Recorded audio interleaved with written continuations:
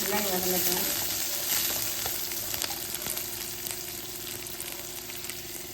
ஜாரில் போட்டுட்டு நல்லா இதை வந்து அரைச்சிட்டு வந்து காட்டுறேன்.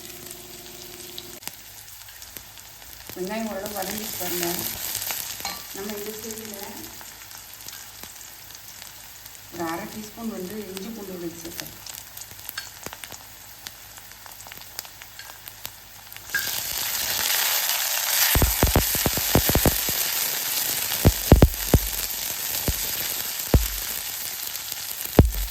மீன் மேக்கரையும் இதுலேயே சேர்த்துங்க.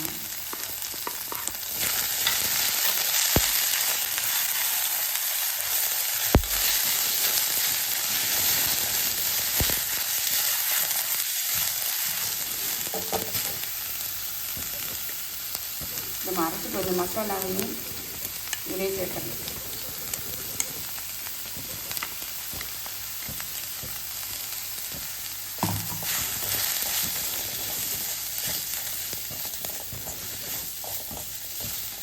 கொஞ்சம் நல்லா வேகட்டும்.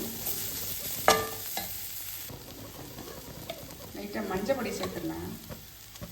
எண்ணெயில் ஃப்ரை பண்ணும்போதும் கூட சேர்த்துக்கலாம். 1/4 டீஸ்பூன் அளவு சேர்த்து தேவையான அளவு உப்பு சேர்த்துருங்க. உப்பு வந்து சாதத்துக்கு சேர்த்துருங்க.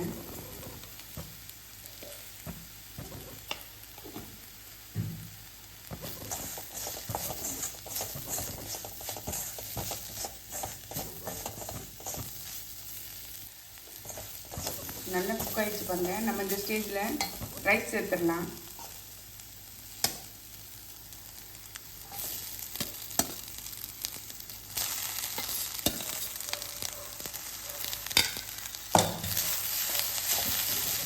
சிம்மில் வச்சுட்டே வந்து கலரி விடுங்க. உங்களுடைய சாதம் வந்து சூப்பராக ரெடி ஆகிடுச்சு. கொத்தமல்லி தலை இருந்தால் தூவி இறக்குங்க. நான் இந்த கருவேப்பிலை தான் போடுறேன்.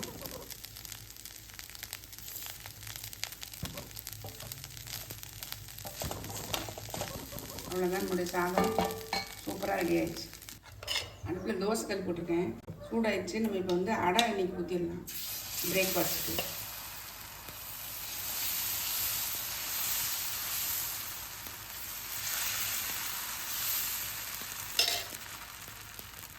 டிஃபன் பாக்ஸ் ஃபில் பண்ணிடலாமா?